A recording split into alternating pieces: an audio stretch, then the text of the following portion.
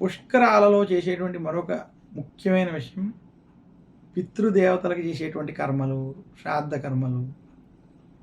పుష్కరాలు ఒక గొప్ప అవకాశం. ఎవరైతే గతించినటువంటి వారు ఉంటారో వారికి విశేషంగా ఉత్తమ గతులు పొందడం కోసం వారికి మనం ప్రతి సంవత్సరం చేసేటువంటి సంవత్సరికాలు వంటివి మనం ఆ తిథి ప్రకారం ఆచరించాలి.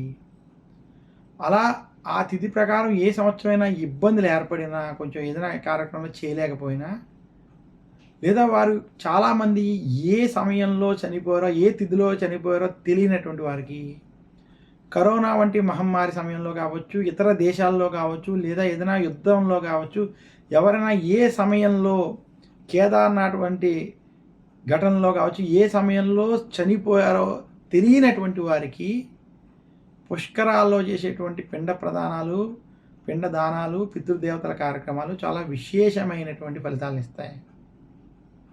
వారికి ఈ పుష్కర సమయం ఒక అద్భుతమైనటువంటి అవకాశం.